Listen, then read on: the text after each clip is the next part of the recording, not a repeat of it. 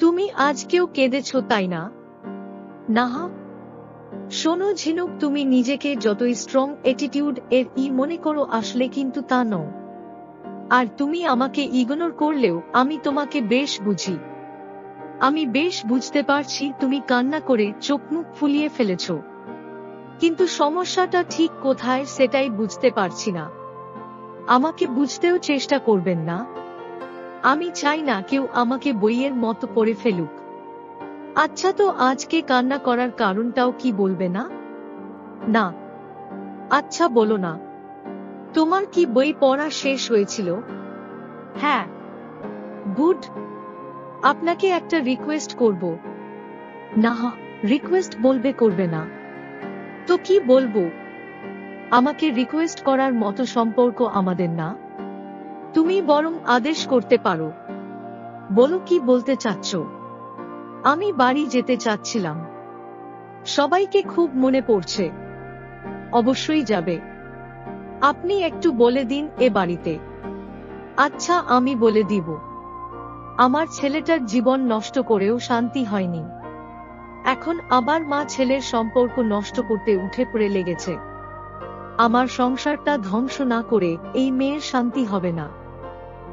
রিয়ানের মায়ের গলা আবার চড়েছে। কিন্তু আমি এখন কি করেছি বুঝতে পারছি না তো। সারাদিন ঘর থেকে বের হয়নি, তার সামনেও যায়নি। এই মহিলা তাহলে চেঁচাচ্ছে কেন? রুম থেকে বেরিয়ে নিচে এলাম। আচ্ছা হেনা, এত চেঁচামেচি করছো কেন? কি হয়েছে? কি আবার হবে? তোমার গুণবতী বোমা ছেলের কানে আমার নামে কথা তুলে এখানে তাকে কষ্ট দেওয়া হচ্ছে, তাই তিনি বাপের বাড়িতে চলে যাবেন। ছেলের কাছে বাড়ির সবাইকে খারাপ প্রমাণ করতে হবে না। আমি ওনাকে কারো ব্যাপারে কিছু বলিনি। আমি শুধু বলছি কয়েকদিন বাড়িতে গিয়ে থেকে আসব। এছাড়া তো আর কিছু বলিনি। এই মেয়ে মুখে মুখে একদম কথা বলবে না। কি বলেছ আর কি বলনি তা আমার বুঝতে বাকি নেই। শনি ঢুকেছে আমার সংসারে। রিয়ানের মা চলে যেতেই আমিও রুমের দিকে পা বাড়ালাম। মা, একটু দাঁড়াও। রিয়ানের বাবার ডাকে দাঁড়ালাম। হেনার কথায় কিছু মনে করো না মা। আসলে ওর এই বিয়েটাতে মত ছিল না তো, তাই একটু রেগে আছে। ছেলেটাকে বড় ভালোবাসে। একটু সময় দাও, দেখবে সব ঠিক হয়ে গেছে। ও মানুষটা খারাপ না। এখন মনটা ভালো নেই বলে এমন কথা বলছে। আমি কিছু মনে করিনি বাবা। আমি কালকে তোমাকে তোমাদের বাড়িতে দিয়ে আসব। কদিন ওখানে থেকে এলে তোমারও ভালো লাগবে। আর রিয়ানও এখন নেই। ভালোই হবে।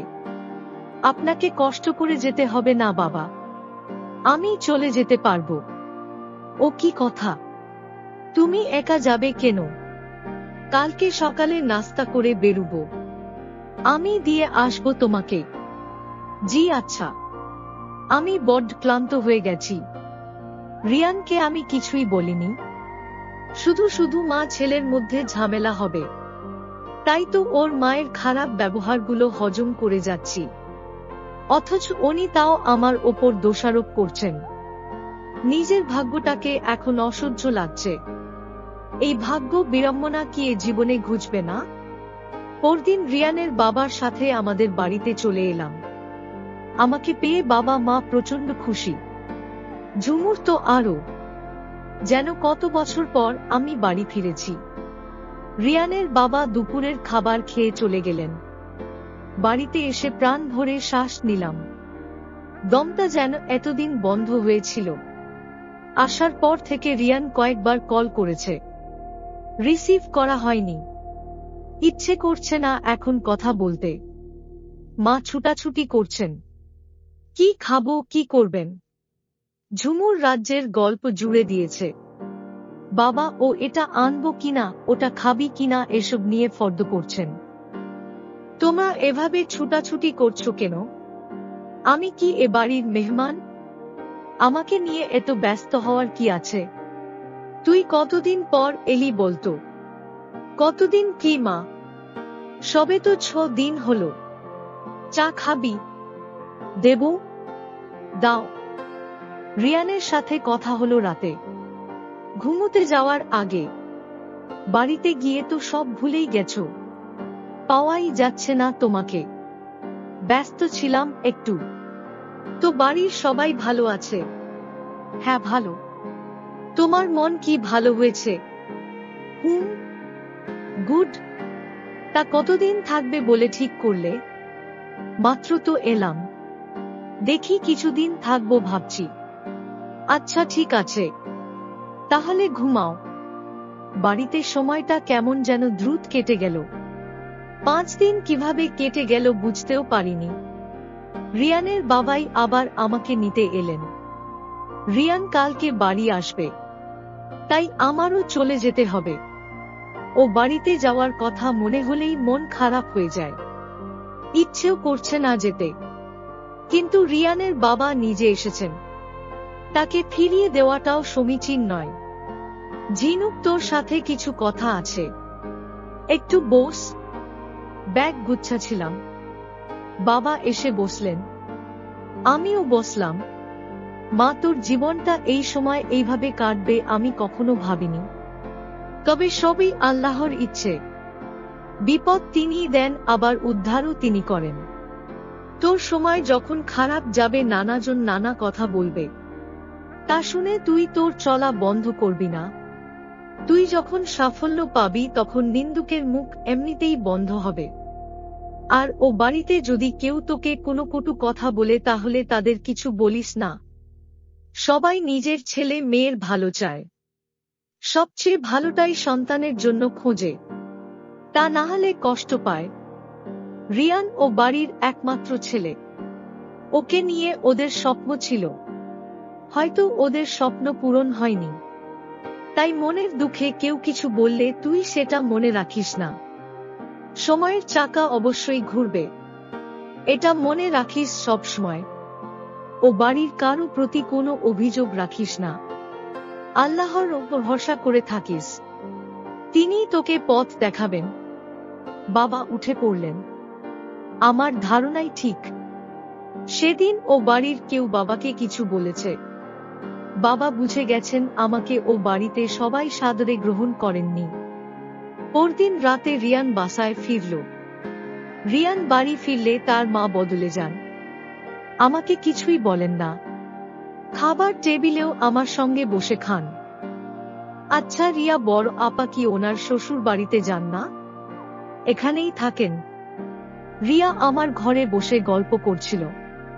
কথা প্রসঙ্গে বড় আপার কথা জিজ্ঞেস করলাম, ওকে কেন? আমি এখানে থাকায় তোমার বুঝি খুব অসুবিধা হয়ে যাচ্ছে? আসতে না আসতেই চাল শুরু হয়ে গেল, আমাকে বাড়ি থেকে তাড়ানোর পায়তারা করছো। আপা তুই এসব কি বলছিস?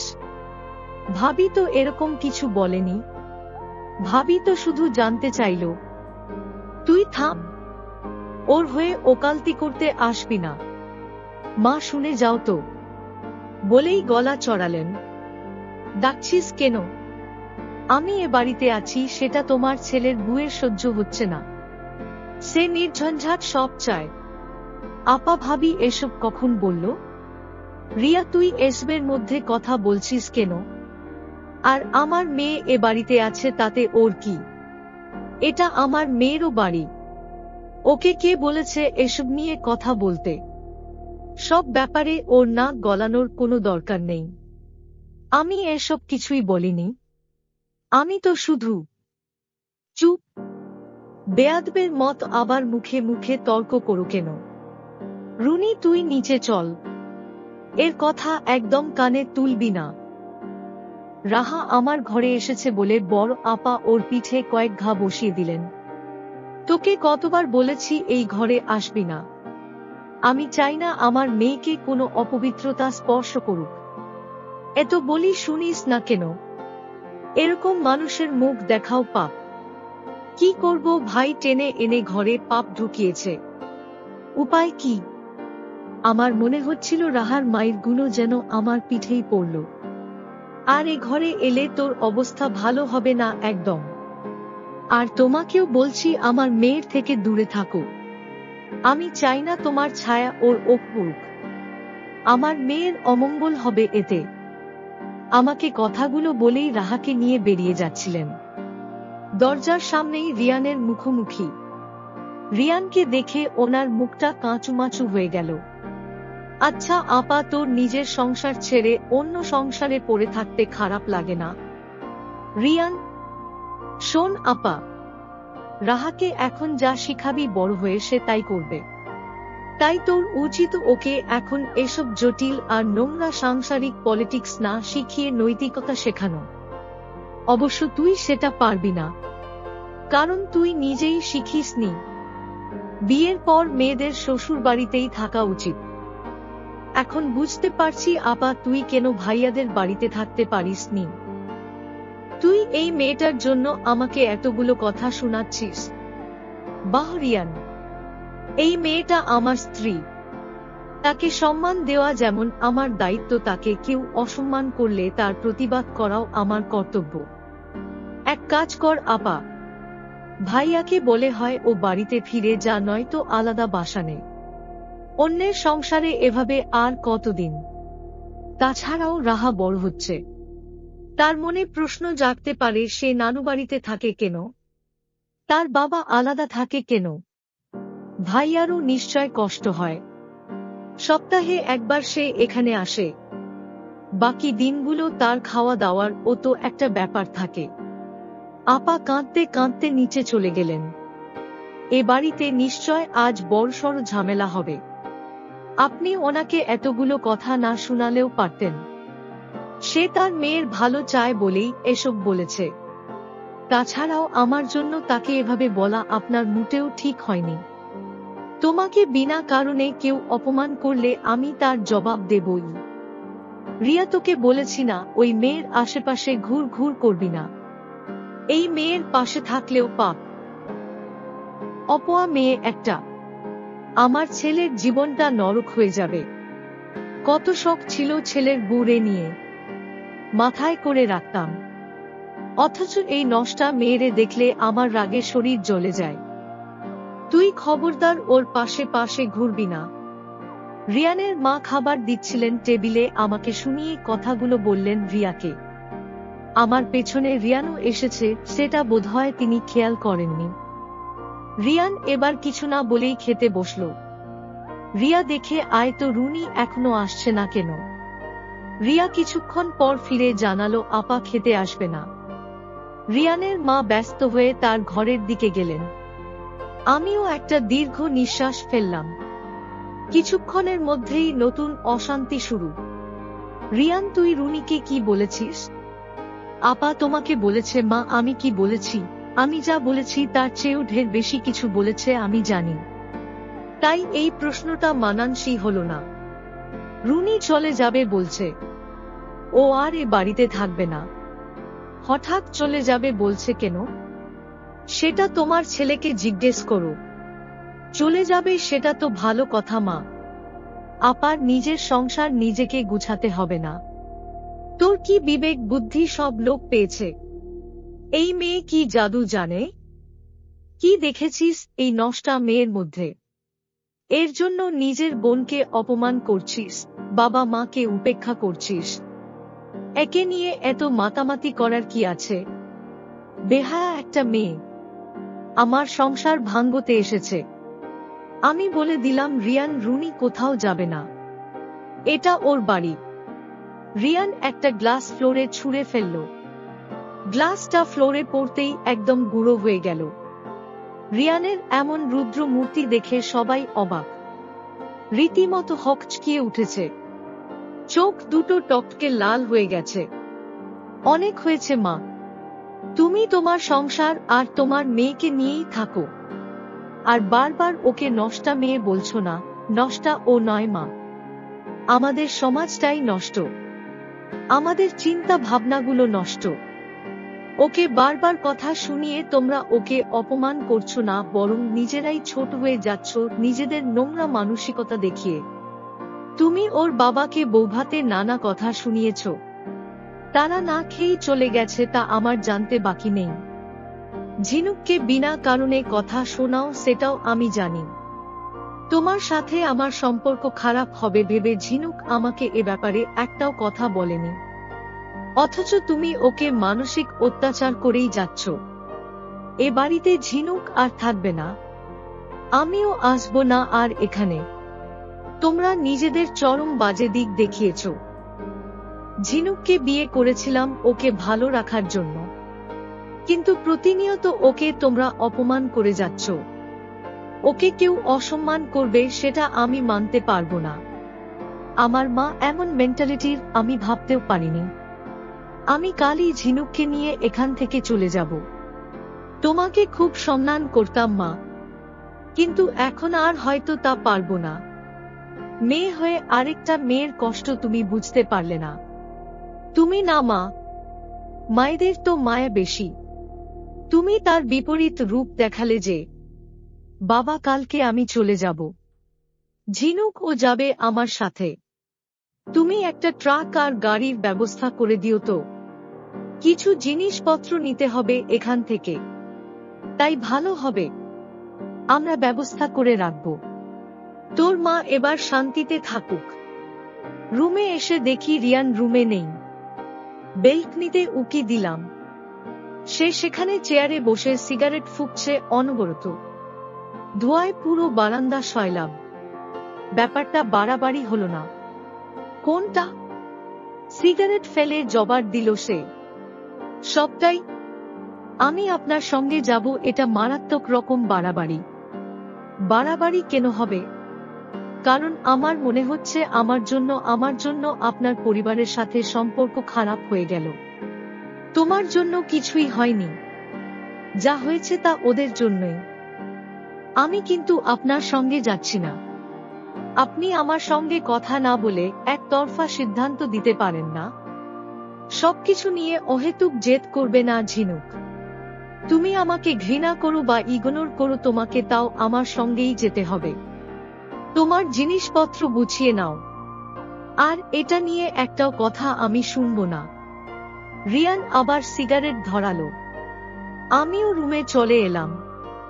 এবার আমার কথা খাটবে না, তা বুঝে গেছি। ব্যাগ গুছানো ছাড়া আর উপায় নেই। পরদিন রিয়ান সব বই, বুক সেলফ সহ বাকি কিছু দরকারি জিনিসপত্র ট্রাকে চাপিয়ে আমাকে নিয়ে গাড়িতে উঠে পড়ল। রিয়ানের মা অদূরে দাঁড়িয়ে কাঁদছিলেন। রিয়ান দেখেও না দেখার ভান করে গাড়িতে উঠে পড়ল। রিয়া আর রাহা মন খারাপ করে গাড়ির কাছে দাঁড়ালো। রাহাকে কোলে নিয়ে আদর করতেই সে কেঁদে ফেলল। বাবা, কাঁদছো কেন তুমি? লক্ষ্মী মেয়েরা কাঁদে নাকি? দেখো মামি তোমার জন্য কতগুলো চকোলেট রেখেছি, এবার একটু হাসো তো দেখি বাবা। রাহা হাসল না, রিয়ার কোলে চলে গেল। রিয়া বারবার করে আশ্বাস নিল তার সাথে রোজ ফোনে কথা বলার। আমারও হঠাৎ প্রচন্ড মন খারাপ হয়ে গেল। মায়া পড়ে গেছে এদের ওপর। রিয়ান 2 কামরার ফ্ল্যাটে থাকে। ভেবেছিলাম না জানি কতই বিশৃঙ্খলা দেখব ব্যাচেলর ফ্ল্যাটে। আমার ধারণা ভুল প্রমাণিত হল। আসবাব নেই খুব বেশি। একটা বিছানা, ফ্রিজ, টিভি, ওয়ার্ড্রোব আর চেয়ার টেবিল, এই তো। রিয়ান খুব গুছানো মানুষ। সব বেশ ছিমছাম। কেউ বলবে না এটা কোনো ছেলের ঘর। ট্রাক থেকে জিনিসপত্র নামানো হলো। সে নিজে কোথায় কি বসবে তা দেখিয়ে দিল। যতটুকু পারল গুছিয়ে ফেলল। নিজেই রান্না চাপালো। এবার আমি খানিকটা লজ্জা পেলাম। আমি যে রান্নার ও জানি না। রিয়ানের মন খারাপ তা বেশ বুঝতে পারছি। সে চুপচাপ কাজ করে যাচ্ছে, কোনো কথা বলল না। একা থাকতাম তো, তাই তেমন কিছু কিনিনি। এখন সব কিনতে হবে। কাল পরশুর মধ্যে সব ফার্নিচার চলে আসবে। আর তোমার ভয় পাওয়ার কিছু নেই। তুমি যতদিন এখানে আছো রান্নাবাড়া বুয়াই করবে। নিচতলায় ব্যাচেলর আছে আরো, তাদের বুয়াকেই বলে দিয়েছি। সেই রান্না করে দিবে যতদিন তুমি থাকবে। আমার একার জন্য দরকার হয়নি। নিজেই কিছু একটা করে খেয়ে নিতাম। আমি যতদিন এখানে থাকবো মানে বুঝলাম না। আমি কি কোথাও যাব নাকি আবার? হ্যাঁ, তোমার ভার্সিটিতে। আবার শুরু করো স্টাডি। 1 ইয়ার লস হলো, তাতে কিছু হবে না। আবার পড়াশোনায় ফোকাস কর। ওখানে আগে কোথায় থাকতে? হোস্টেল এ নাকি বাইরে? হোস্টেল এ। এখন না হয় বাইরেই থেকো। হোস্টেল এ এখন তুমি কমফোর্টেবল নাও ফিল করতে পারো। তোমার ফ্রেন্ডসদের সাথে কথা বলে দেখো কি ব্যবস্থা করা যায়। আমার ইচ্ছে নেই। বোকার মতো কথা বলো না তো। স্টাডি কমপ্লিট করো। ভালো কিছু অপেক্ষা করছে তোমার জন্য। বিয়ে করে সংসারী হবে এমন ইন্টেনশন নিয়ে তুমি বড় হওনি। আর ওই ঘটনা নিয়ে এত হেজিটেট করার কিছু হয়নি। তুমি কোনো অন্যায় করোনি। যারা অন্যায় করেছে মুখ লুকাবে তারা। তুমি যখন ভালো কিছু করবে এসব আর কেউ মনে রাখবে না। খাওয়া শেষ করে রিয়ান পাশের রুমে ঘুমুতে চলে গেল। ভার্সিটি গেলে সবাই আমাকে কিভাবে ট্রিট করবে সেটা ভেবেই আমার আর্স লাগছে। কেউ আমার দিকে তাকালেই মনে হবে সে আমাকে নিয়ে মনে মনে কি না কি ভাবছে। বাবার সাথে কথা বলতে হবে এ ব্যাপারে। বাবা নিশ্চয় ঠিক পরামর্শ দেবেন। রিয়ানের জন্য এই প্রথমবার আমার খারাপ লাগছে। ও মনে মনে কষ্ট পাচ্ছে তা ওর কথাবার্তায় ফুটে উঠছে। শুধু শুধু জেদ করল। কারো ভারী নিঃশ্বাস মুখে পড়ায় ঘুম ভেঙে গেল। রিয়ান আমার ওপর ঝুঁকে আছে। রাগ উঠে গেল আমার। কি করছেন আপনি? বেশ চেঁচিয়ে বলে উঠলাম। আমি জেগে যাব রিয়ান হয়তো বুঝতে পারেনি। কি করছিলেন আপনি? আমি ঘুমিয়েছিলাম তার সুযোগ নিয়ে আমাকে ছুতে চাচ্ছিলেন। তুমি ভুল বুঝছো ঝিনুক। আমার সবাইকে চেনা হয়েছে। সবাই এক। সুযোগ পেলে মেয়েদের সবাই ভোগ করতে চায়। তো আপনি বা কেন এত লুকোচুরি করছেন? বিয়ে করেছেন, ভোগ করার অধিকার তো আছেই। ভালো মানুষই দেখিয়ে অগোচরে। ঝিনুক চুপ করো প্লিজ। আমার খারাপ কোনো উদ্দেশ্য ছিল না। তা তো বুঝতেই পারলাম। তুমি বুঝতে পারোনি। কোনোদিনই বুঝবে না আমাকে। আমি তোমার ইচ্ছের বিরুদ্ধে তোমার কাছে যাব না ঝিনুক। তোমার ঘুমন্ত মুখটা দেখার জন্যই ঝুঁকেছিলাম, আর কিছু না। এবার থেকে দরজা লক করে শুতে এসো, তাহলেই হবে। রিয়ান বেরিয়ে গেল। ও কি কাঁদছিল? ওর চোখে জল দেখলাম মনে হলো। তাতে আমার কি? আমি কেন এত ভাবছি? ছেলেদের মন কখন কোন দিকে যায় তার ঠিক নেই। তাও রিয়ান কি করছে একবার দেখা দরকার। ওর রুমের দরজা খোলাই। 0 পাওয়ারের লাইট জ্বলছে। ওর হাতে সিগারেট। দরজা লক করে এসে শুয়ে পড়লাম। ভালো লাগছে না কিছু। আজ আর ঘুম হবে না মনে হচ্ছে। রিয়ান কি আসলেই আমাকে দেখার জন্য রুমে এসেছিল, নাকি অন্য উদ্দেশ্য ছিল? দেখতে এসেছে এটা হয়তো কেবলই বাহানা ধরা পড়েছে বলে। আর আমাকে এভাবে দেখার কি আছে? যত সব ন্যাকামো। পরদিন রিয়ান আমার সাথে দেখা না করেই অফিস চলে গেল। বুয়া এসে রান্না করে দিয়ে গেছে। বাবাকে কল দিলাম আবার ভার্সিটি যাওয়ার ব্যাপারে।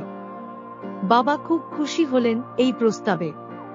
আমাকে অনেক করে বুঝালেন আমার এই দুর্বিষহ অবস্থা থেকে আমার পড়াশোনা টেনে বের করে আনবে। সবার মুখ বন্ধ করার জন্য আমাকে পড়াশোনা করে সাফল্যের চূড়ায় উঠতে হবে। পেছনের সবকিছু ভুলে যাবে আমার জীবনের নতুন প্রভাত সূর্যের আলোতে। এটা আমার জন্য বেস্ট অপশন। আমার অবশ্যই পড়াশোনা কন্টিনিউ করা উচিত। বাবার কথায় আমিও আশ্বস্ত হলাম। যত যাই হোক আমাকে ইঞ্জিনিয়ারিং কমপ্লিট করতে হবে। সবার সব কথার সমুচিত জবাব একদিন আমি অবশ্যই দেব। ভার্সিটি যাবার কথা ভাবতেই আমার মনে আরেকটা কথার উদয় হলো। ভার্সিটি গেলে রাফির সাথে দেখা হবে। রাফির চোখের দিকে এখন আর তাকাতে পারবো না। ওকে দেখেও কিছু বলার বা করার থাকবে না। ওকে দেখে নিজেকে ঠিক রাখতে পারবো তো? ও আমার চোখের সামনেই থাকবে, অথচ আমাদের কথা হবে না, দেখা হলেও চোখ নামিয়ে নিতে হবে। সহ্য হবে তো এসব? ক্যাম্পাসে কত শত স্মৃতি আছে আমাদের, সেসব আমি কি ভুলে থাকতে পারবো? জীবন এ কেমন পাশা খেলছে আমার সাথে। কোথায় আমার জন্য এক ফোঁটাও স্বস্তির জায়গা নেই, চারদিকেই কেবল প্রতিবন্ধকতা। চলবে। গল্পের নাম অবশেষে রোদ্দুর। এটা ছিল গল্পের পঞ্চম পর্ব। গল্পের সকল পর্ব পেয়ে যাবেন ভয়েস বাই স্নেহ ইউটিউব চ্যানেলে।